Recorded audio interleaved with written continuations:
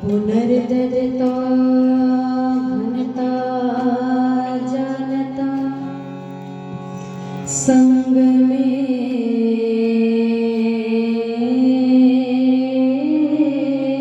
मन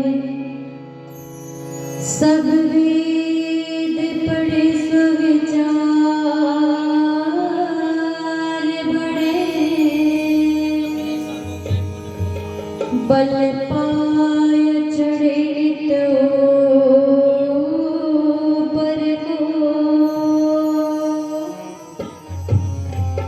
अविरुद्ध रहे जो पंथ गहे परिवार कहे वसुधा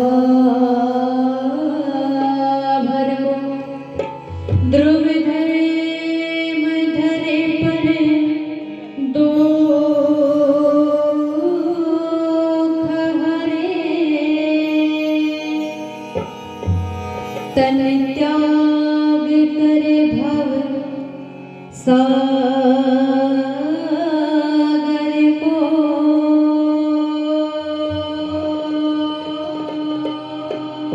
दिन फेर पितावरे दे संता हम आर्य करे जगती भर को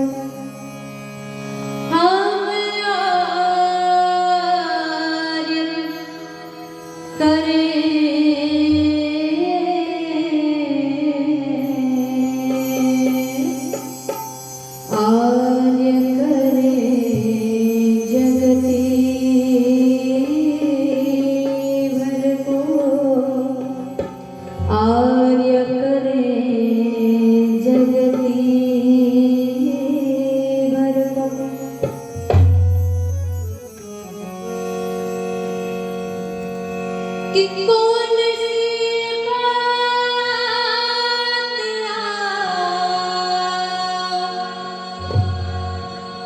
कि कौन सी बात जिसे नहीं जान पाए कि कौन सी बात जिसे नहीं जान पाए जान जान भूले से भूलों को जगाए कौन जान जान भूले से भूलों को जगाए कौन एक भी न माने कभी हमने दयानंद की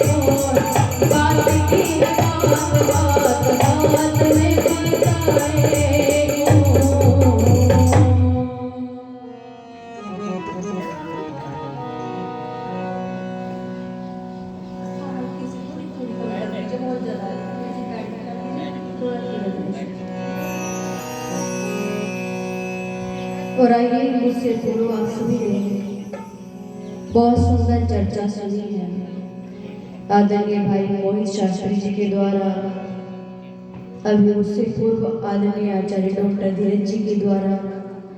और आइए समय के अंतर्गत मैं भी अपने विचारों को आप सभी के मध्य में रखती चलूं। सर्वप्रथम ऋषि की स्तुति में एक भजन आप सभी के मध्य और शेष चर्चा आगे के समय में करूंगी।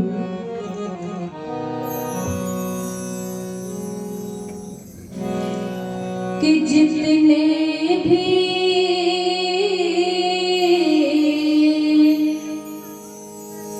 आए यहाँ दुख हरने, जितने भी आए यहाँ दुख हरने, मानव को दुखियों को, मानव को दुखियों को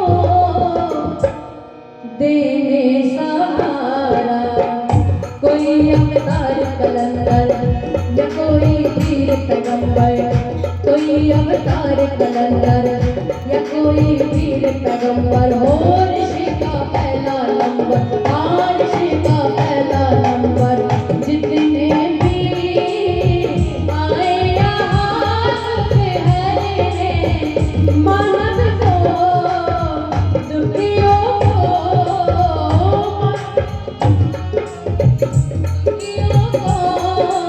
देने सहारा, कोई अवतार कलंदर या कोई वीर पैगंबर, कोई अवतार कलंदर या कोई वीर पैगंबर हो। ऋषि का पहला नंबर, ऋषि का पहला नंबर,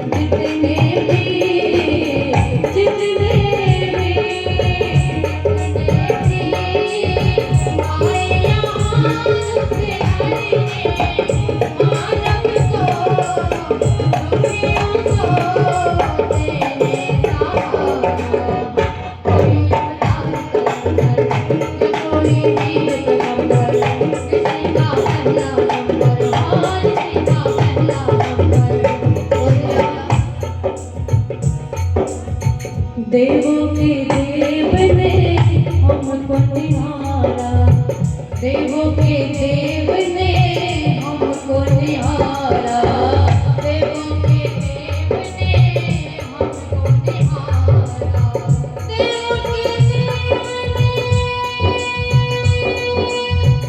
हमको निहारा, हमको निहारा, हमको निहारा, देवों के देव ने हमको निहारा, देवों के देव ने हमको निहारा।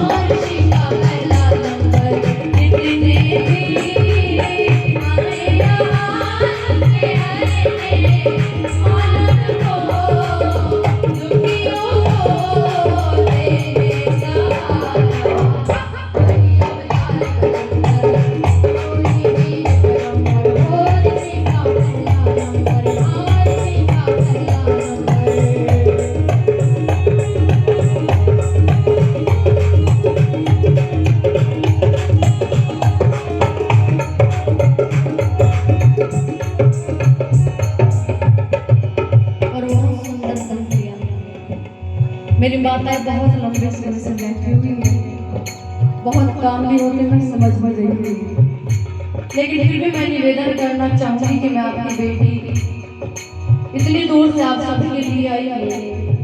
कुछ लोग यहाँ बैठे हैं, कुछ बीच में बैठे, कुछ पीछे बैठे हैं, व्यवस्था गड़बड़ हो रही है।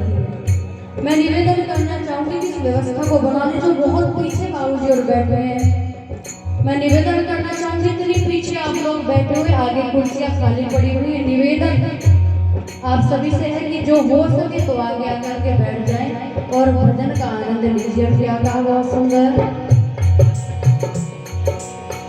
उसने हमको जीना सिखाया, उसने हमको जीना सिखाया, उसने हमको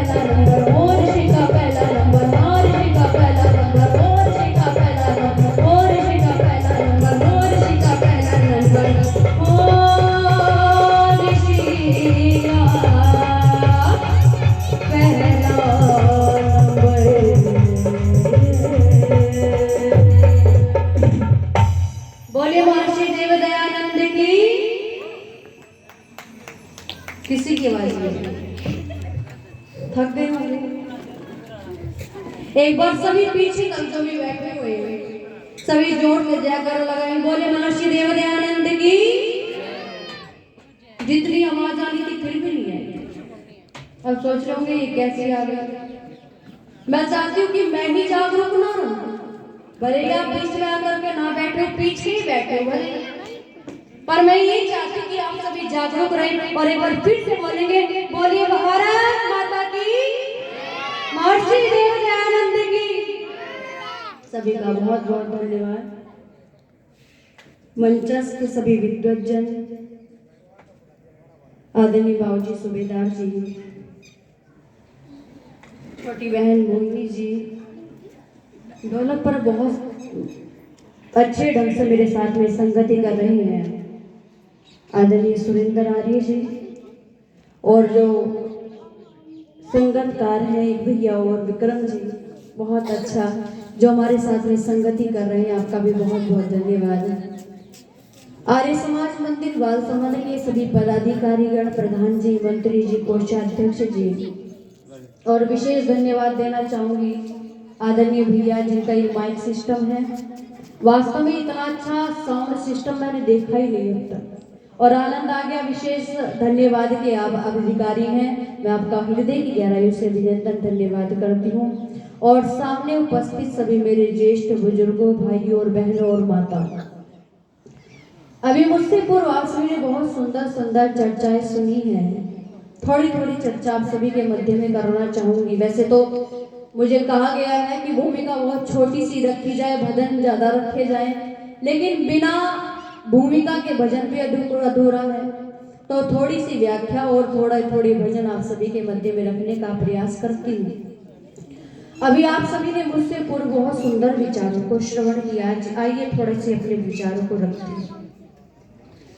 परमपिता परमात्मा ने सृष्टि बनाई, और सृष्टि में सबसे सुंदर रचना यदि हम उस परमपिता परमात्मा की देखते हैं, माननीय बंधुओं, मेरे बुजुर्गों, यदि उस परमपिता परमात्मा की सभी रचनाओं में सबसे श्रेष्ठ और सुंदर रचना हम देखें, तो पता चलता है कि उसकी सबसे सुंदर रचना बोलो क्या है? ये मानव का चोटा। कौन है? हम मनुष्य। हम मनुष्य उस परमपिता परमात्मा की सब रचनाओं में सबसे श्रेष्ठ और सुंदर रचना है। आप सभी से मैं एक बात कहना चाहूंगी कि माताओं, क्या केवल ये शरीर पा लेने से कि उस परमपिता परमात्मा ने हमें सुंदर शरीर दिया, और ये सुंदर शरीर पा लेने से हमें शरीर मिल गया, और उस सुंदर शरीर को पा करके हम सोचे कि हम मनुष्य बन गए, तो हम मनुष्य बन गए क्या? नहीं। अब आप सोचेंगे कैसा प्रश्न है, ये कैसी लड़की बात कर रही है?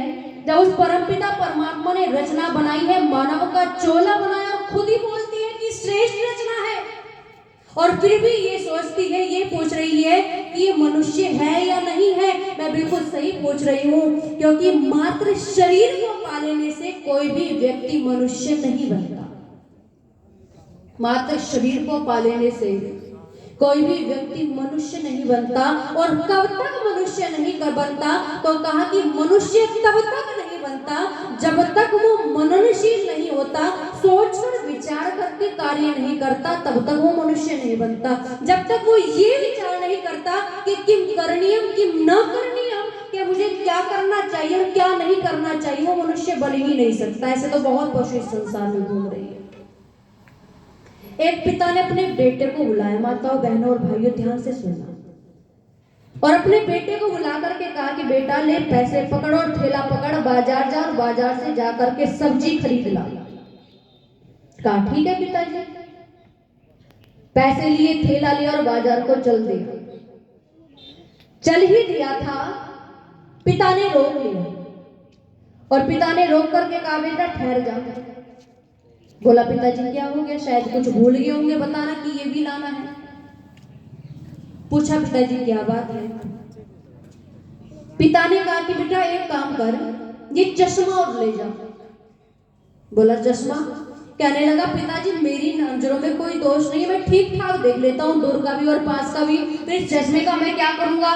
तो पिता ने कहा कि बेटा एक काम करना कि जब बाजार में जाकर के तू सब्जी खरीदेगा ना, तो तुझे ये पता चल जाएगा कि बाजार में कौन मनुष्य सब्जी बेच रहा है, कौन मनुष्य सब्जी नहीं बेच रहा। दिमाग खनना, दिमाग घूम गया पिताजी का। दिमाग तो खराब नहीं हो गया, कहीं पिताजी के दिमाग का एक स्क्रू ढीला हो गया, ऐसा विचार करने लगा। कहने लगा चलो कोई बात नहीं। पिता ने कहा तो चली देता हूँ। बाजार में पहुंचा, सब्जियों की दुकान लगी हुई है, एक दुकान पर पहुंच गया, सब्जी खरीदने ही वाला था, विचार आया पिताजी ने चश्मा दिया, उसे भी लगा ले तो जाता क्या है मेरा। जैसे ही चश्मा लगाया और चश्मा लगा करके दुकानों की तरफ देखता है तो क्या देखता है कि जिस दुकान पर से वो सब्जी खरीदने वाला था उस दुकान पर भेड़िया बैठा हुआ है। एकदम से देखा ये क्या, ये भेड़िया कैसे आ गई? यहाँ तो ठीक ठाक मनुष्य बैठा हुआ था। आंखों को मसला, चश्मा हटाया, चश्मा हटा करके देखा तो मनुष्य बैठा हुआ है। दूसरी दुकान की ओर देखा, फिर से चश्मा लगाया तो किसी दुकान पर भेड़िया नजर आता है, किसी दुकान पर गीदड़ नजर आ रहा है, किसी दुकान पर शेर नजर आ रहा है। तो सब हिंसक प्रवृत्ति के प्राणी वहां पर नजर आ रहे हैं। जल्दी से सब्जी खरीदी और खरीद करके घर आ गया। पिता ने देखा बेटा आ गया और बेटे को देख करके कहता है, बेटा खरीद लाया सब्जी? बेटे ने कहा, पिताजी सब्जी तो लेना बाद में, पहले ये बताओ कि चश्मा कैसा है। सब्जी तो यही रहेगी, कोई दिक्कत नहीं आएगी, लेकिन आप ये बताओ कि चश्मा कैसा है। बोला क्या हुआ? कहने लगा कि जब मैंने चश्मा लगाया तो कोई मुझे भेड़िया नजर आता है, कोई गीदड़ नजर आता है, कोई सांप नजर आता है, सब हिंसक प्रवृत्ति के प्राणी मुझे वहां पर नजर आने लगते हैं। तो पिता ने कहा कि बेटा ज्यादा खुश मत हो। क्या कहा? कि बेटा ज्यादा खुश मत हो। बोला क्यों? कहने लगे कि ना तो आज तक ऐसा कोई चश्मा बना है और ना ही आने वाले समय में कभी बनेगा। क्यों? क्योंकि जो हमें ये दिखा दे कि ये मनुष्य है या कोई हिंसक प्रवृत्ति का प्राणी है। कहने लगा बेटे ये चश्मा और कोई चश्मा नहीं, ये चश्मा है मेरे अनुभव का चश्मा। ये चश्मा मेरे अनुभव का है। मैंने देखी है दुनिया। जब सामने व्यक्ति खड़ा है तू नहीं जान सकता कि उसके अंदर क्या है, उसके बाहर क्या है। यदि तू इसकी पहचान कर ले तो तुझे पता चल जाएगा कि कौन मनुष्य है और कौन क्या है। आपने एक बहुत सुंदर बात कभी सुनी होगी, हमारे बुजुर्ग भी बताया करते हैं कि आप एक कमरे के अंदर 10 रोटियां रख दो और 10 कुत्तों को बंद कर दो, रात को कुंडी लगा दो, सारी रात वहां पर छोड़ दो, सुबह को उठ करके जाओ और जा करके देखो कुंडी खोल करके, तो आपको क्या पता चलेगा कि रोटियां तो 10 की 10 पड़ी है, लेकिन कुत्ता, किसी की टांग टूटी, किसी का हाथ टूटा हुआ, किसी का कान फटा हुआ, सब हिंसक प्रवृत्ति के सब अस्त व्यस्त आपको वहां पर मिलेगा।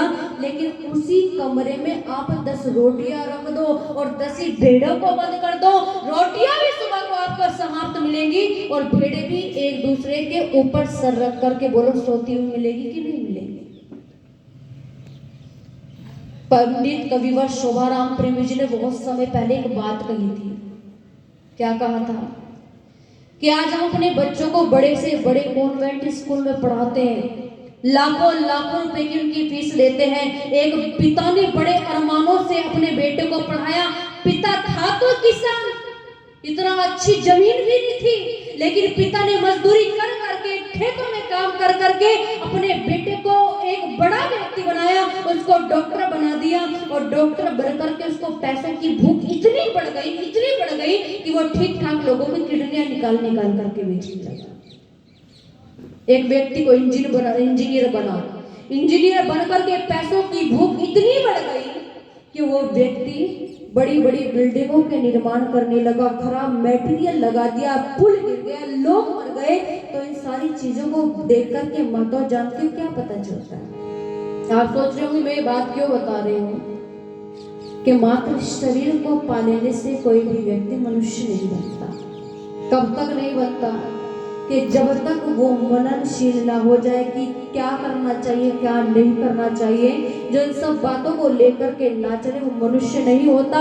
और आइए, पंडित कविवर शोभाराम प्रेमी जी ने बहुत समय पहले गीत की पंक्तियां लिखी थी और कुछ टच इसका हरियाणवी का है, तर्ज भी हरियाणवी है। आप सभी के मध्य में रखने का प्रयास करूंगी, क्योंकि जैसा देश वैसा भेष होना भी यही चाहिए। आप लोगों के मध्य में मैं हरिद्वार से चल कर के आई तो थोड़ा तो आप सभी का संगति करनी बनती है।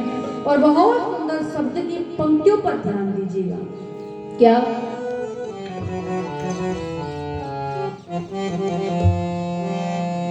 कि सड़क नहर ट्यूबवेल बांधिन जन मोटर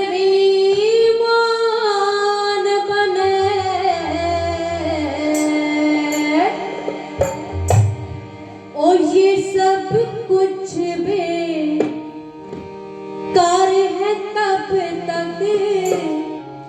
जब तक ना इंसान बने ये सब कुछ बेकार है तब तक, जब तक ना इंसान बने सड़क नहर ट्यूबवेल बांध जन मोटर विमान बने ये सब कुछ बेकार है तब तक, जब तक ना इंसान बने ये सब कुछ बेकार है तब तक, जब तक ना इंसान बने हो।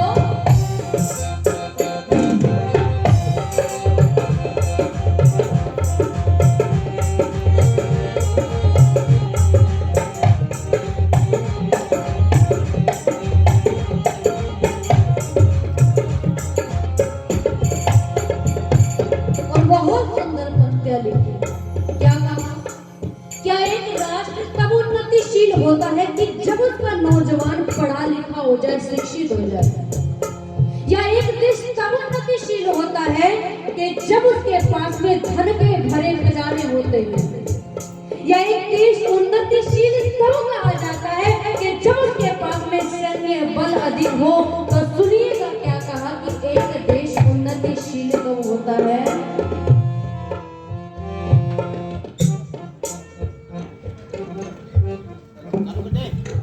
आप सभी को सूचित किया जाता है कि आज के सत्र के चीफ गेस्ट थोड़ी देर में 5-7 मिनट में हमारे मध्य में होंगे। बाकी आप भजन का आनंद लें। धन्यवाद।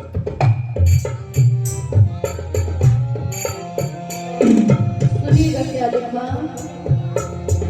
उन्नतिशील देश नहीं होता, उन्नतिशील देश नहीं होता टैंकों पे विमानों से, उन्नतिशील देश नहीं होता धन से भरे खजानों से।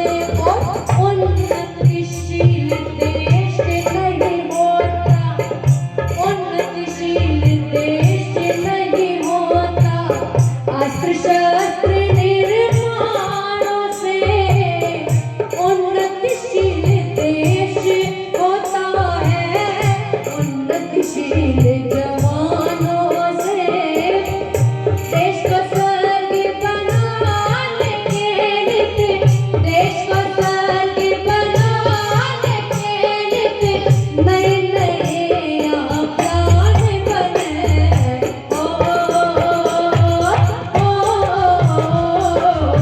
सड़क नहर ट्यूबवेल बांध जन मोटर विमान बने ये सब कुछ बेकार है तब तक, जब तक ना इंसान बने।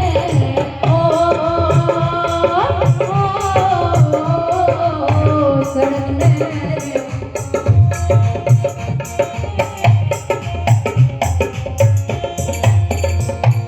और अगली पंक्ति सुनिएगा मान्य बंधुओं, माता और बहनों, क्या कहा। एक कमरे के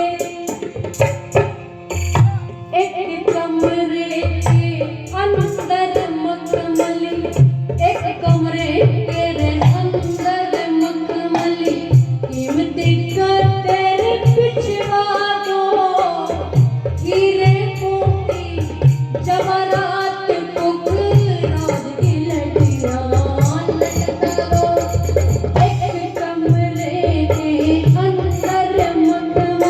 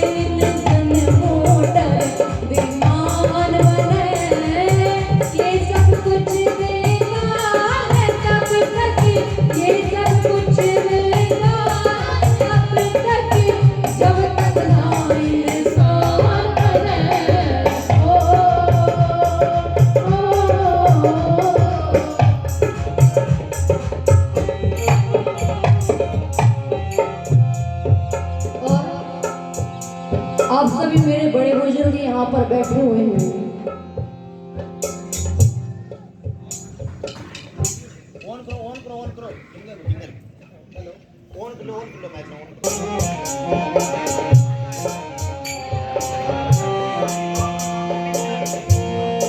और आप सभी बड़े बुजुर्ग यहाँ पर बैठे हुए हैं। आप सभी ने कहावत तो सुनी होगी कि जैसा खाए अन्न वैसा हो जाए मन, और जैसा पिए पानी वैसी हो जाए वाणी। तो बहुत सुंदर अगली पंक्ति में बताया क्या, भोजन का संबंध है मन से,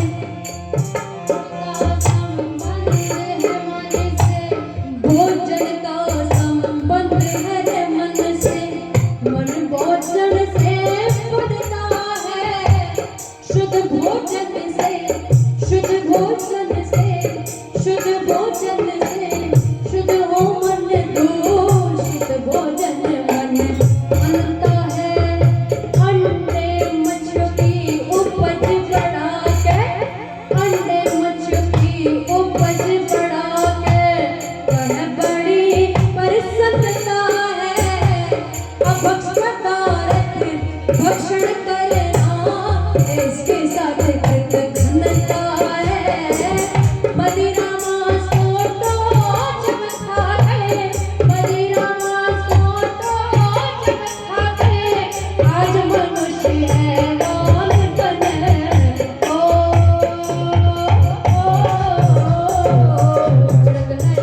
ट्यूबवेल पानी ने जन मोटर दीवान बने। ये सब कुछ बेकार है तब तक जब तक ना इंसान बने।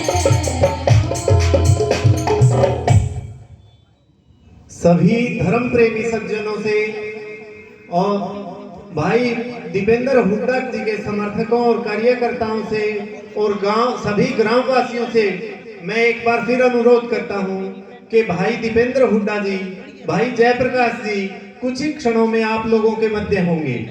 केवल 5 या 7 मिनट में वो पधार रहे हैं। आप ज्यादा से ज्यादा संख्या में पहुंचकर भाई साहब का और आर्य समाज के कार्यकर्ताओं का मनोबल बढ़ाएं। मैं एक बार पुनः आप लोगों से अनुरोध करता हूं कि कुछ ही क्षणों में भाई दीपेंद्र हुड्डा आर्य समाज की वेदी के ऊपर होंगे। आप ज्यादा से ज्यादा संख्या में पहुंचकर हमारा मनोबल बढ़ाएं। धन्यवाद।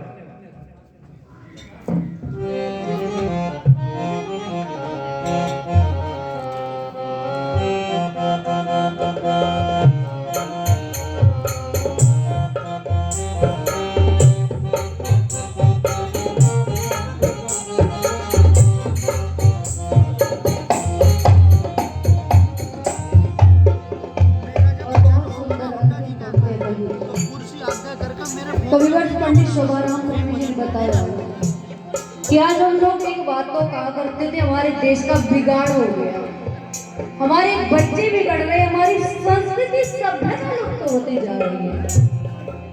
एक बार अंग्रेजों ने इस बात कही, क्योंकि तुम कहा करते हो कि अंग्रेजों भारत छोड़ो, अंग्रेजों भारत छोड़ो, छोड़कर भारत चलेगा। अरे हमने तुम्हारा बिगाड़ा क्या है?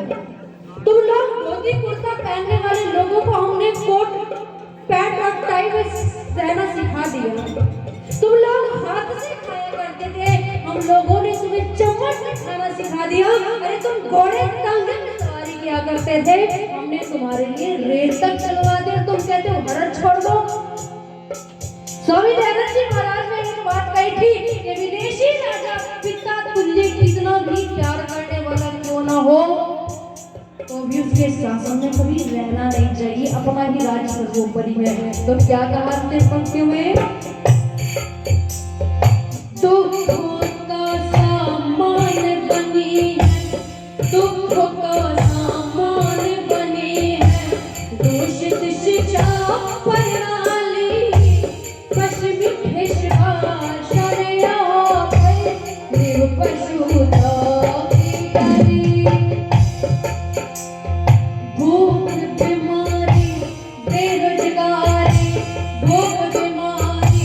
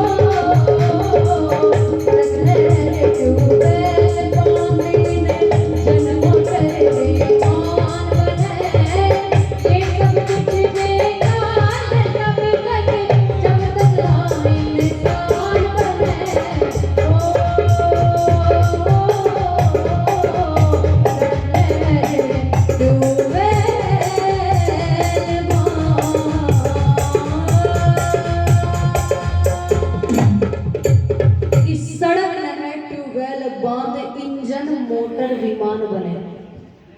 विज्ञान है, तरक्की तो होगी ही, लेकिन क्या कहा कि सड़क नहर ट्यूबवेल बांध इंजन मोटर विमान बने। और ये सब कुछ बेकार है तब तक जब तक ना इंसान। आप देखो बड़े बड़े पढ़े लिखे लोग कितना कुछ आज समाज में कर रहे हैं। हर एक जैसा नहीं होता।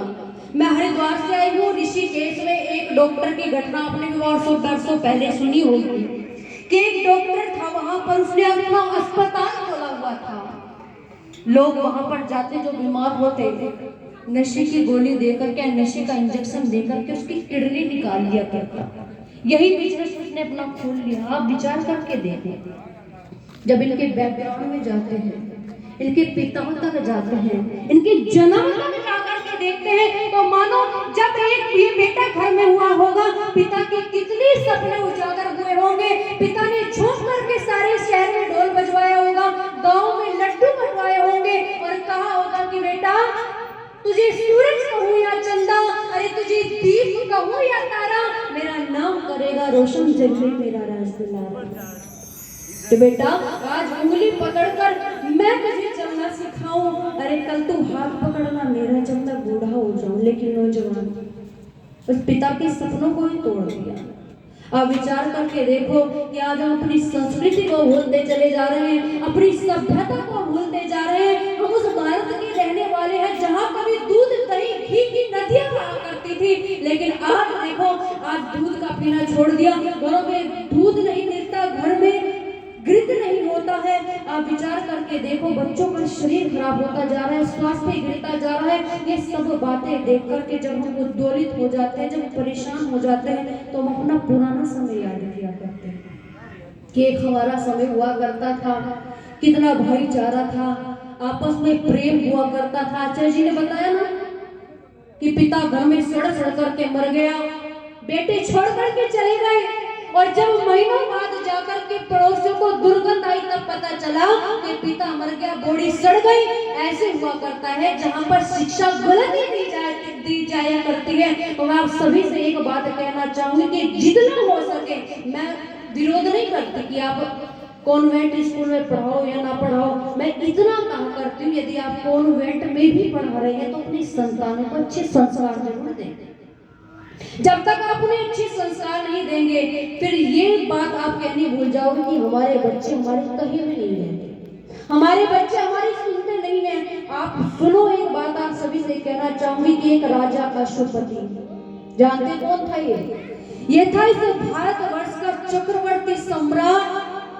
इनके दरबार में एक महर्षि उद्यालक नाम के एक मुनि आए। सुनो मैं ये बात क्यों आपको बता रही हूँ कि आज अगर हमारे घर में कोई अतिथि आ जाए ना, और कैसे टाइम पे आ जाए कि सवेरे 4 बजे माताओं ने खटिया छोड़ी हो, पूरा दिन काम करते करते हो गया हो, शाम की रोटी रात की रोटी बना करके खिला करके जब आप बिस्तर पे जाओ और पता चल जाए शहरों में किसी को कि मेहमान आ गया, तो भाई रजाई से मुंह तक बाहर नहीं निकलता कि आया होगा तेरा मेहमान होगा मेरा मेहमान ना, तो देख तेरा मेहमान, ये हो जाया करती है। हमारे देश की संस्कृति अतिथि देवो भव वाली। अश्वपति के यहाँ महर्षि उद्यालक आए, पता चले कि महर्षि आए हैं सिंहासन छोड़ करके आ गए स्वागत के लिए। भोजन का समय था, कहा कि मुनिवर भोजन कर लीजिए, भोजन बन गया है। तो एक बात कही महर्षि उद्यालक ने कि राजा तेरे यहाँ का भोजन नहीं करूंगा। बोला क्यों? कहा कि तू एक राजा है और राजा के राज्य से सभी तरीके का अन्न आता है, चोर के घर से भी आता है, जुआरी के घर से भी आता है, किसान के घर से भी आता है और अच्छे घरों से भी आता है, लेकिन उस अन्न को खाकर मैं अपने मन को दूषित नहीं करना चाहता। सुनो, राजा अश्वपति चाहता तो फांसी पर चढ़ा देता, चक्रवर्ती सम्राट था, इतना तो अधिकार था, लेकिन जानता है मेरा अधिकारी है, मेरा अतिथि है। कहते कि मुनिवर में एक घोषणा आपके सामने करता हूँ। भारतवर्ष की घोषणा करके कहता है वो चक्रवर्ती सम्राट, क्या मुनिवर आप मेरे पूरे राज्य में जाकर के देखना, मैं एक घर की बात नहीं करता, एक व्यक्ति को जाकर के देख लेना, आपको पता चल जाएगा कि मेरे राज्य में ना कोई जुआरी है, ना कोई शराबी है, ना कोई व्यभिचारी पुरुष है। तो पुरुष नारी तो कहां से होगी? इतनी बड़ी घोषणा चक्रवर्ती सम्राट करके कहता है, और क्या कहता है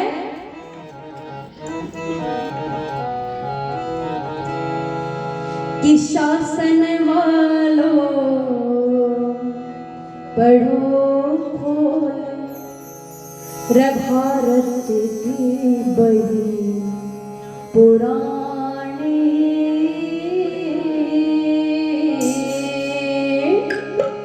क्या कि पन्ने पन्ने पर अंकित है गौरवमयी कहानी, गौरवमयी कहानी। शासन वालों पढ़ो खोल रे, शासन वालों पढ़ो खोल भारत की बड़ी पुरानी, पन्ने पन्ने पर अंकित है रे गौरवमयी कहानी, गौरवमयी कहानी,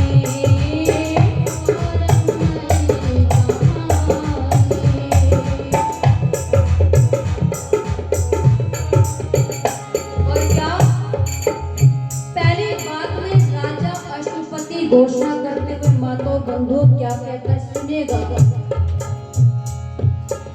अशुपति राजा के यहाँ उद्यालक मुनि आए, हाथ जोड़ के महाराजा ने रे चरणों शीश नवाए, हाथ जोड़ के महाराजा ने चरणों शीश नवाए।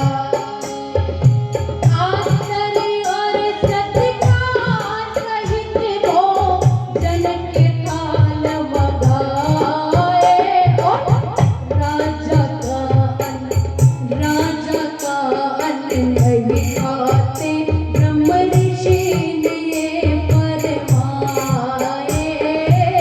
राजा का अन्न नहीं खाते ब्रह्म ऋषि ने फरमाए। और क्यों दूषित अन्न से मन गिर जाता, दूषित अन्न से मन गिर जाता, भोगी आदत लानी, पन्ने पन्ने पर अंकित है गौरवमयी कहानी, गौरवमयी कहानी।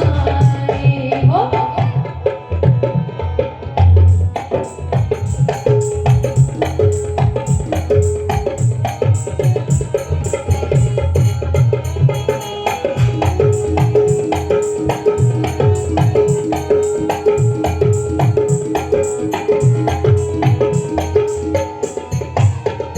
और क्या कहा,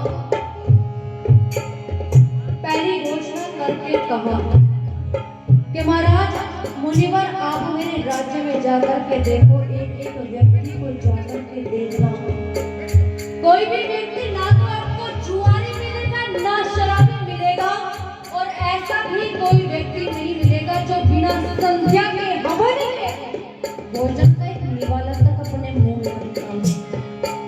और आज आप जरा घूम करके देखो, आज तो लोगों ने बड़े बड़े मंचों से कहना शुरू कर दिया कि भूखे भजन भूख के पेट ना भजन होए गोपाला। ये लोग अपनी कंट्री में कि पहले पेट पूजा काम पूजा, कि पहले पेट पूजा कर ले, भगवान का भजन तो बाद में देख लेंगे, भगवान क्या कहीं भागा जा रहा है।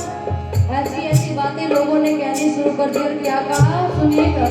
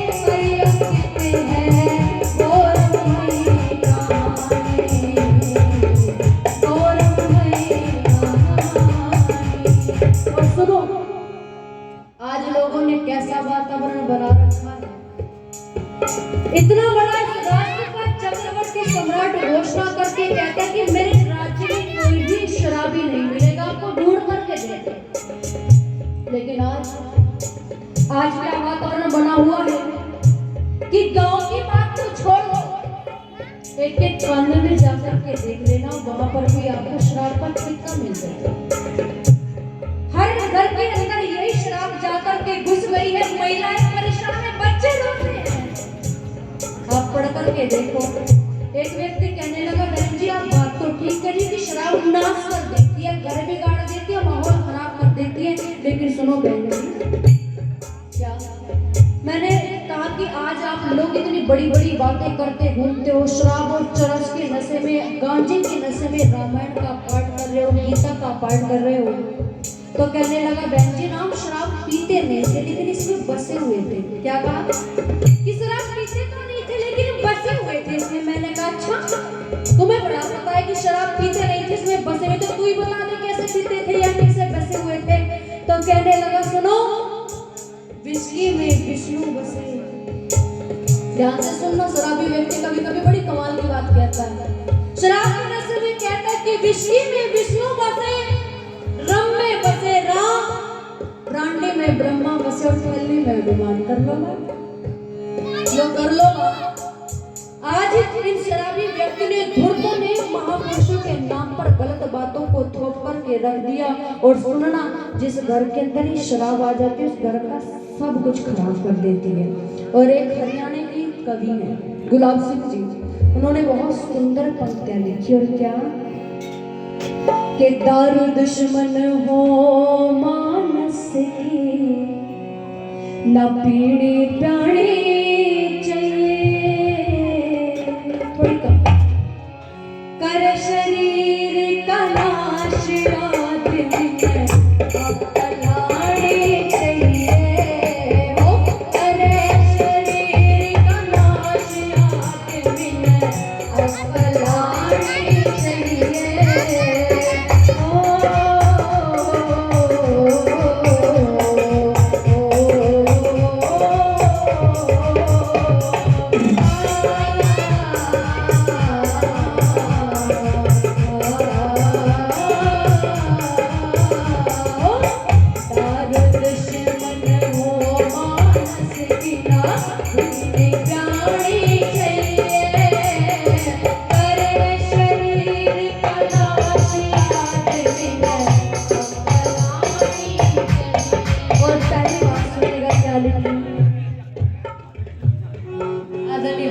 जगदीश जांगड़ा जी 50 रुपए देकर के उसका वजन कर रहे हैं।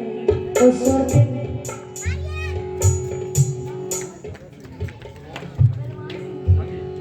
आदरणीय बलवान सिंह जी डांगी से 100 रुपए देकर के हमारा उत्साह वजन का आपको बहुत बहुत धन्यवाद। कम से कम एक बार जोरदार ताले से समर्थन तो कर दिया करो। कंजूसी, जब इतना बढ़िया प्रोग्राम करवा दिया, इतना बढ़िया टेंट लगवा दिया, और फिर और 200 रुपए आदरणीय निहाल सिंह डांगी जी देकर के उत्साहवर्धन करते। सुनिएगा क्या कहा, सबसे पहले तारों करती हो, सबसे पहले तारों करती फेफड़े खराब रे, दारू पी बढ़िया मानस की, दारू पी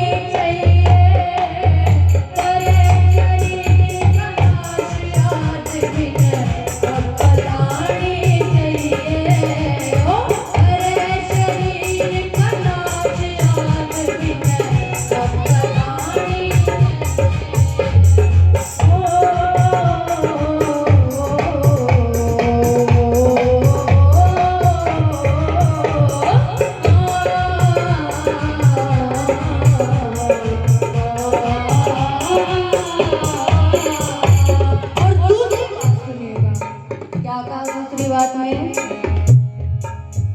कि जो व्यक्ति शराब नहीं पीता ना तो यार दोस्त उसको जबरदस्ती पिला दिया करते हैं, ऐसी बात कही जाती है।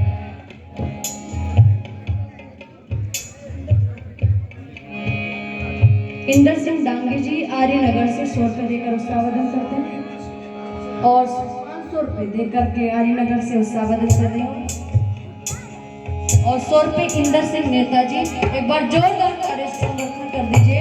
और क्या कहा था उसके बाद में, ओ घर से पैसे खर्च करे,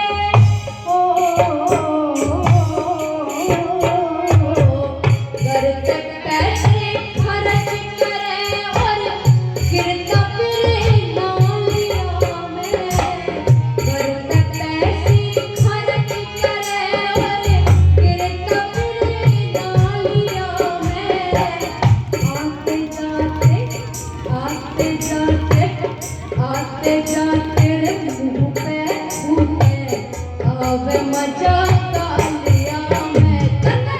आते जाते रे मुँह पे फूटे, आवे मजा तालिया में। छोड़ के शराब आदरणीय जयप्रकाश जी पूर्व केंद्रीय मंत्री हमारे बीच में पहुंचे हैं। हम इनका हार्दिक अभिनंदन करते हैं, स्वागत करते हैं। इनका बहुत बहुत आभार। सभी साथियों से निवेदन है कि पंडाल में अपना स्थान ग्रहण कर लें और हमारे मुख्य अतिथि दीपेंद्र सिंह हुड्डा चंद ही मिनटों में हमारे बीच में होंगे। और सुनेगा, घर से पैसे खर्च करे,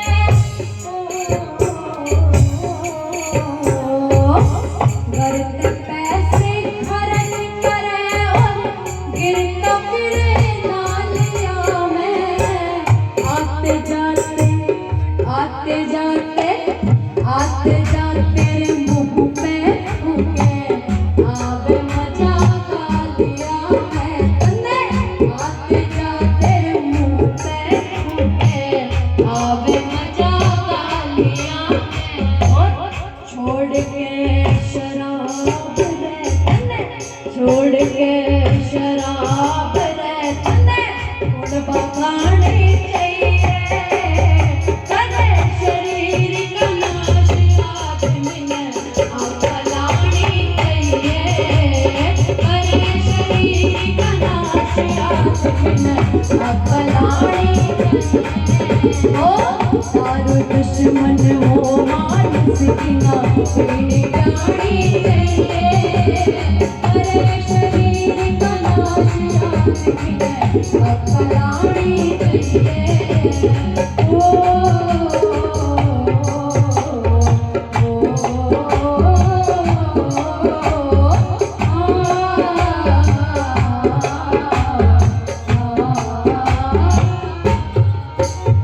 और अंतिम पंक्तियां इस गीत की जान यदि कहूँ तो यही पंक्तियां क्या सुंदर पंक्तियां लिखी। बहुत क्या गुलाब सिंह कह क्यों लावे से, गुलाब सिंह कह क्यों लावे से अपनी जिंदगी की बाजी। गुलाब सिंह कह क्यों लावे से अपनी जिंदगी की बाजी।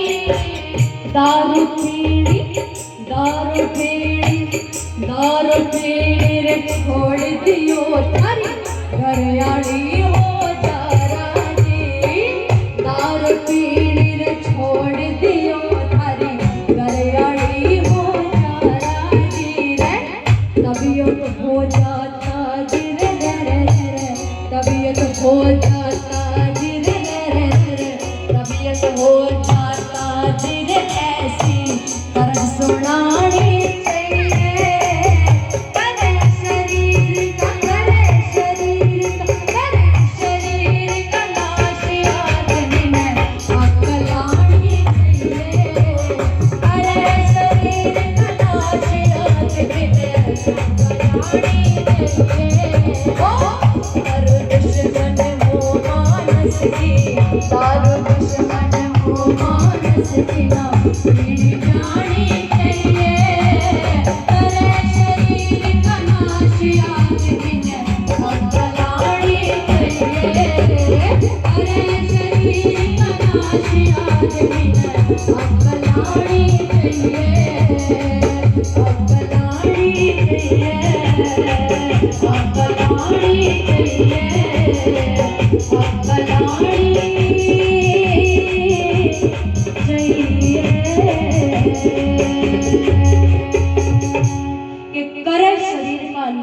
आदमी ने अक्ल आनी चाहिए।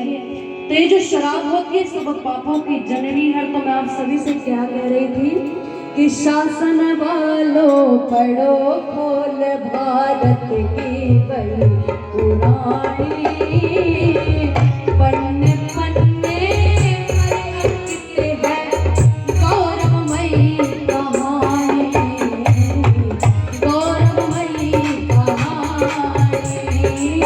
शासन वालों पढ़ो खोल भारत की बड़ी पुरानी, पन्ने पन्ने पर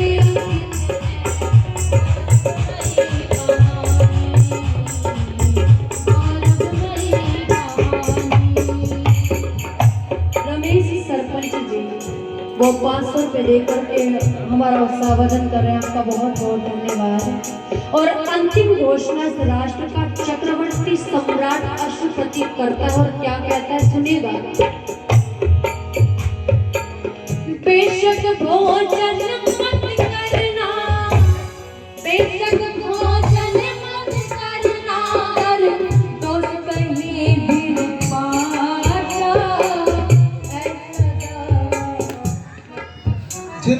जिन व्यक्तियों के पास में मालाएं हैं उनसे मेरा आग्रह रहेगा कि वो आगे बढ़ के हमारे मुख्य अतिथि का स्वागत करें।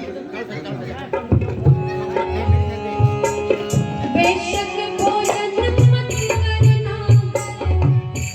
आदरणीय बाबूजी नाम तो मैंने जान के 200 रुपये देकर के स्वागत कर रहे हैं। बहुत बहुत धन्यवाद। बेशक भोजन मत करना, दोस्त कहीं भी पाचा। ऐसा दावा करता है एक चक्रवर्ती राजा, ऐसा दावा करता है एक चक्रवर्ती राजा। और शासक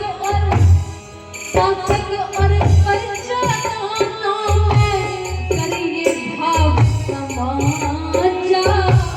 ना कोई संदेह कोई फिरे वही समय फिरे आजा, ना कोई संदेह कोई फिरे वही समय फिरे आजा।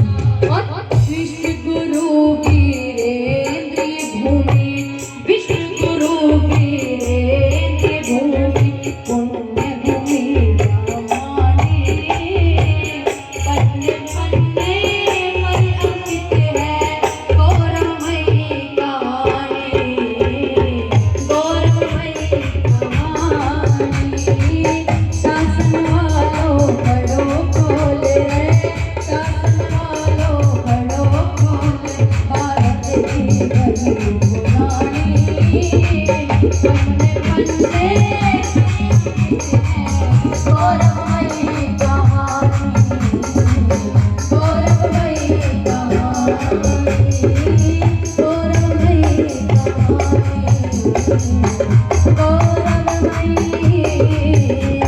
कहानी,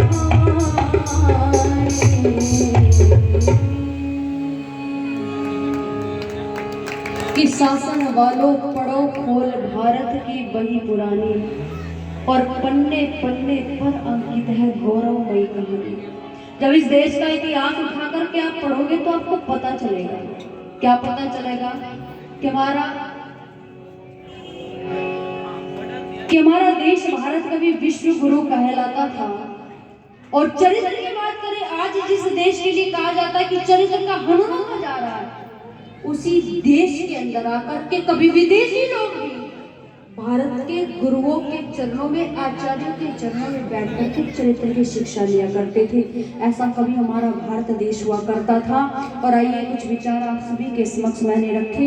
आप सभी ने जिन्होंने भी धूमधाम से देकर उत्साहवर्धन किया और आपकी उपस्थिति को भी नमन करते हुए आप सभी का हृदय की गहराई से धन्यवाद, अभिनंदन। अपनी वाणी को विराम।